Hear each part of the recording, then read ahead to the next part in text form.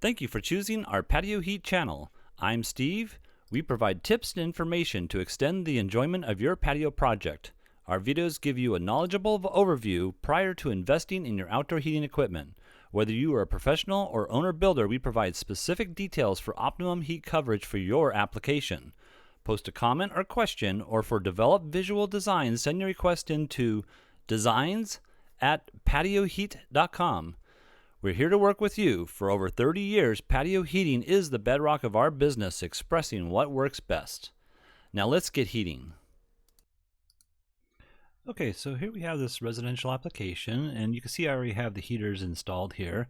But let's go right into the dimensions first of all. So the dimensions I received were that this edge wall here is 6 feet, and I believe from the center post to the center post here is approximately 14. It might be from the inside edge to the inside edge, but you can see I also have the inside edge here at 13 foot 8. I have this back wall here at 13 foot 8 3/4, and then as far as these posts are concerned, I think I have those at like 6 by 6, something of that nature. Let's pop that in there real quick, and you can see here, yeah, that 8 by, oops, let's change that real quick, 7.5. And yeah, so also we have this height. I received the height being 8 feet off the finished floor, and I believe it's to the top of this beam going across here. And then we have this other section over here. They gave me the information that let's pop this back in here. From this point here to the underside over here, let's see if we can grab it to right about here, I think. And you can see that we are at 11 feet, and this is the same distance as the other 6 feet. They also mentioned that the bottom edge of this at the wall was going to be this 9 foot 6, and the bottom edge here to the bottom to the ground is 11 feet, and so I'm assuming that slope is correct. However, it shouldn't be an issue with regards to this heater here, nor the other two that I have over here. Let's see if there's anything else. This is a very critical piece of information here. So from this wall beam coming across here to the inside edge here, I have this at 5 foot 4 1/4 inch. This is going to be very important in order to appropriately place a unit in here. Now, I'll tell you about this unit here in just a minute, but I have this beam here going across at, the height of it at 6 inches. These over here are 6 inches, and I think that's pretty much about it. I should probably put in also the distance between what I have right now on these beams. So they're at 2 feet 11 1/2 clearance between here and right here. And then see if there's anything else. I think that's about it for right now. All right, so let's go ahead and look at what I did. So first of all, I'm going to turn off the dimensions right now. And first of all, I have this 6,000 watt unit. I have this on the edge of the wall. I have it at 30 degrees down, and I believe it's about, let's go ahead and just check the mounting height of the center of the bracket itself. And see if I can grab it here. Well, we'll go from, let's see. Sometimes it doesn't like grabbing something. Let's see if I can grab it over here. There we go. All right. We'll go from the finished floor here. And so you can see that I have that at 10 feet 3 inches to the center point of the bracket itself off the finished floor, and that's not correct either. So let's see if we can get that corrected. I apologize for that, and let's go ahead and grab it right. Sorry for this delay here. Sometimes it just doesn't want to cooperate 100%. So let's go ahead and do it this way. So yeah, okay, there we go. We have 9 feet 3 1/2 inches off the finished floor. In any case, I have that 30-degree tilt. The manufacturer states that you can go from 30, straight out down to 60 degrees, but 30 degrees I think is sufficient for the ray to penetrate the seating position as best as possible. Now they do have clearance behind the heater, 6 inches of clearance, and with the OEM wall mount bracket you can take this and go to the 30-degree tilt. If you do go 30-degree tilt on a wall surface like this, you have to make sure that there's no combustible surfaces above the heater at 12 inches above the heater itself. So there's not an issue here. And also 18 inches on the two sides. Let's go ahead and turn that on real quick. So 18 inches from this edge here to over here, and 18 inches from this edge to this edge over here. Now I think I have that centered within the window span, and you can see I have the window a little bit wider or closer to this edge of the wall than I do have it to this edge over here. So it's not that important. I just want to make sure that you see that I have it placed centered over the window for proper visual aspect. It's still going to heat up the area very well. So you can see that this is the only spot right here that isn't 100% heated up well, but this is infrared light wave. The infrared light wave is something that just like the sun, as the sun travels, it penetrates mass, and there is shadow from that mass, and if you're standing in that shadow of the mass, you will not feel the ray of the sun.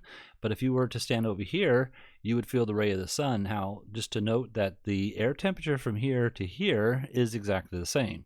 So the air temperature isn't what changes the feeling of the warmth. It is the infrared light wave that you feel that changes how you are comfort or not. So that's how this infrared light wave works, and you can see again we're not hitting 100%, but there is some light wave that'll come out of here a little bit. This is just the ideal footprint of heat that you're going to see here that I'm showing. So over here I have, that's by the way a 6,000 watt CD 6024 model Infratech, and then over here I have two 3,000 watt units. So these are dual elements at 1,500 watts apiece. So that's 3,000 here and 3,000 over here. And you can see that I had to do a lot of different things. And again, that whole thing about true dimensions is very important. So I had to make sure that we are meeting that 18 inches of clearance from the edge of this beam here to the heater. And so that center point from here to here, I had to move the heater 3 inches over to the left, and over here I moved it 3 inches to the right from the center point between these two beams. And the reason why I did that on this side is so that we got overlapping rays over here in the middle. I did try to change the angle with the heater in the center, but I was hitting the beam up here, hitting the beam here I should say, and then also hitting the beams right here. Another thing I did was I lowered the heaters 4 inches so that we can maintain that clearance below the heater here. Now you can see that it's the clearance is a lot more the clearances need to be met right here, and you can see that the clearance is a little bit more than what's needed. However, the manufacturer only makes these extended brackets here at 4 inches longer, 2 inches longer, 4 inches longer, and 6 inches longer. So I went with the 4-inch longer bracket, and that's why I'm just below this, about maybe 3/4 of an inch. But that's what we need to do so that we are meeting the clearances below the heater on this side of the application.